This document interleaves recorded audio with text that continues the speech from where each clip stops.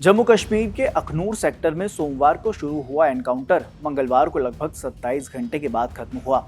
Search operation में सेना ने आतंकियों के कब्जे से जो हथियार बरामद किए उनमें M4 और AK-47 जैसे खतरनाक हथियार भी थे।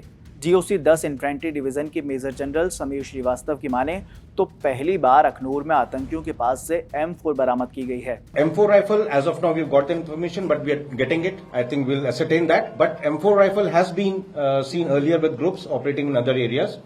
So, since this is the first direct encounter in this area, yes, you can say in this Akhnoor sector it is the first time. But otherwise, M4 rifle is known to be used by them now. As far as the temple is concerned, the area of operation was temple, a little spread area. But right now what we have done, we're just sanitizing the area to make sure that there are no mines or IDs or anything. We will have that area checked properly. Probably that's when we'll be able to comment. आतंकियों के पास अमेरिकी assault rifle M4 carbene मिलने से सेना भी हैरान है। हालांकि इससे पहले जून 2024 को डोडा एनकाउंटर में मारे गए आतंकियों के पास से भी यही राइफल मिली थी, मगर अखनूर सेक्टर में पहली बार आतंकियों के पास से ये राइफल बरामद की गई।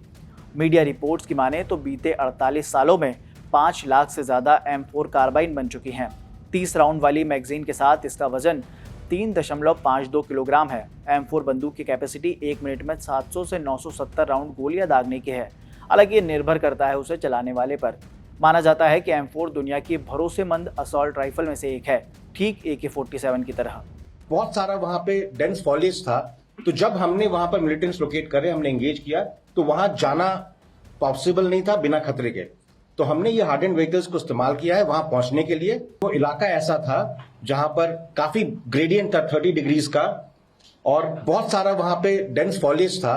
तो जब हमने वहां पर मिलिटेंट्स लोकेट करे, हमने एंगेज किया, तो वहां जाना पॉसिबल नहीं था बिना खतरे के। तो हमने ये हार्डेंड व्हीकल्स को इस्तेमाल किया है वहां पहुंचने के लिए, और हम पूरी इज्जत देते हैं किसी के भी पार्थिव शरीर को, और उसके साथ ऐसा कुछ नहीं होगा जो एक सोल्जर को करना चाहिए। मेरी तरफ से ये पॉइंट्स थे आपके लिए। जो हमारे इनपुट है ये इन्फिल्ट्रेशन के लिए नहीं आए, क्योंकि इन्होंने जो वहां पर गांव में बात करी उसे लग रहा था कि ये प्लान करके आए थे कॉन्वॉय को टारगेट करने का, और ये काफी वाकिफ थे उस इलाके से। तो ये किसी पीछे के इलाके से आए, और कुछ दिनों से हमको कुछ इंटेलिजेंस मिल रही थी पीछे के इलाके में जहां पर मूवमेंट ये हो रहा था।